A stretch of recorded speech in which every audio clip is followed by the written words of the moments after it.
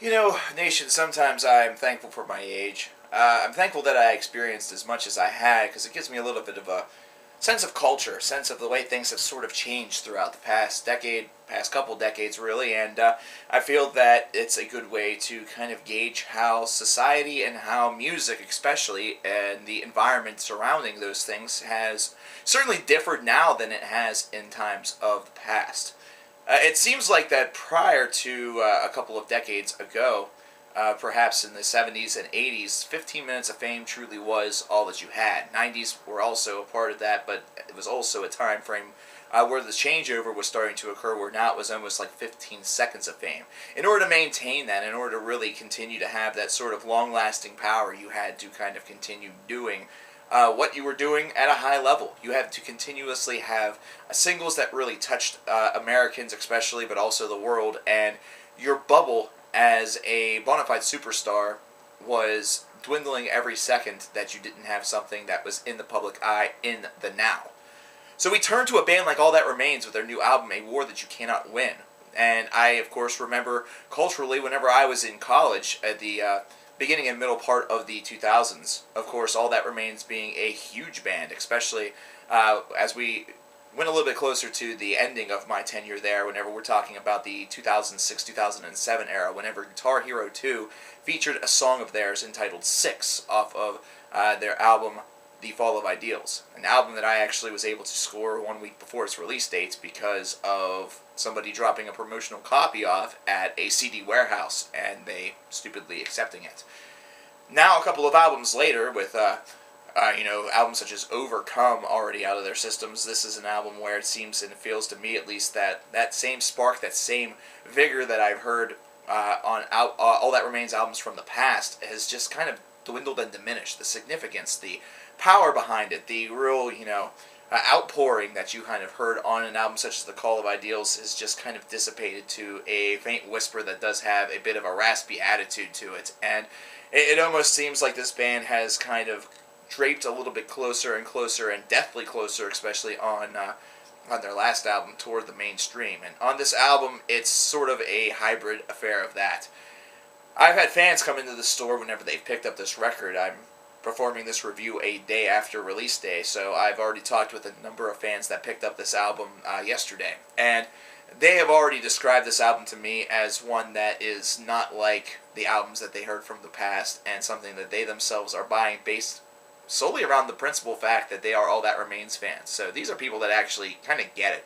They stay loyal to the band even during the bad periods of time because, let's face it, bad periods can be turned around into good periods. Take a look at bands such as Iron Maiden and Judas Priest, who in the 1990s released, for at least the opinion of some people, some abysmal albums, and then they have since come back into, really the public eye and have released some gems.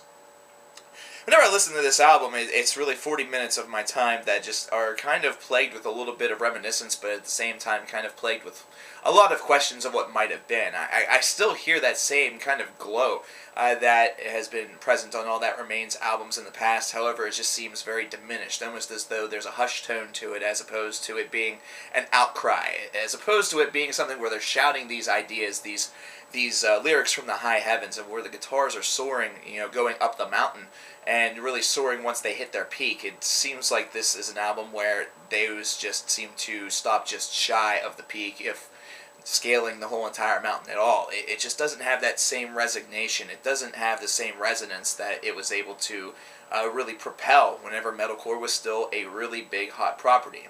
Perhaps that could be a significant telling tale or a telling sign that metalcore itself has started to slow down a little bit, and the public eye has kind of shifted away from it in a manner of speaking, so to speak. Perhaps the advent of deathcore, the advent of pop punk, as they call it, or screamo, has kind of relinquished the public image away from metalcore and has instead handed it over to another false prophet. But either way, it's not something that's helping this album all that much. I feel that the songwriting is really kind of stale. It's redundant.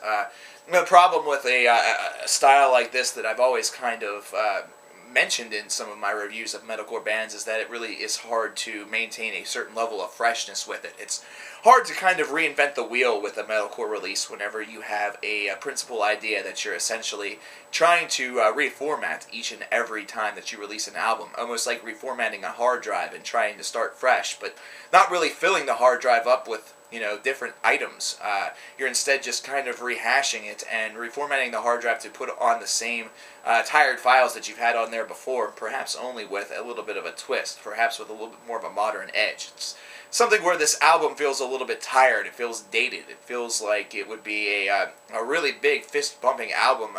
It's something that a lot of people would have enjoyed perhaps a few years ago. It's something where they would really kind of outcry for it and really support it. But in this day and age, in these tired times, the days of 6 being a difficult song on Guitar Hero 2 are long gone, and instead the band is trying to focus on writing songs that have a little bit of a groove but also have a bit of a soul to them, and the soul part is really just the part that I'm having trouble accepting, mainly because the soul doesn't seem to have a lot of root to it. So this is an album where it's really going to be up to you in order for you to really want this. I thought that I was going to, because and based off of the customer interactions I was having, was going to have to listen to this record and go off on it and really be angry and just wonder what the fuck All That Remains were thinking or what they were doing. But upon listening to it, I really don't have to do that, because instead it's just an album that feels, well, beaten to death. The horse has already been killed and they're just continuing to beat it with a stick, and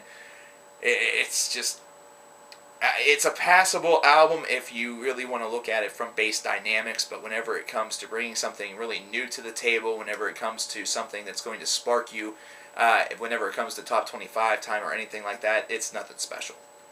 This is an album where if you're a diehard fan of this music and continuously have love and applause for it, where perhaps your own idea of evolution has not manifested itself past this idea, well then this is an album that you'll certainly enjoy. It's one that will definitely occupy your CD player for a little while. But if you're looking for a little bit of a reinvention of the wheel, as I said, well, you're not going to get it. It's not something that they've really done that much to really bring you a fresh set of ideals. Now, if you excuse me, after reviewing this 7.5 out of 10, or 7 out of 10, at this point I'm not even sure if I care, I want to go listen to Classic All That Remains. I feel weird saying Classic All That Remains. I'm already getting people probably calling me an asshole, but whatever.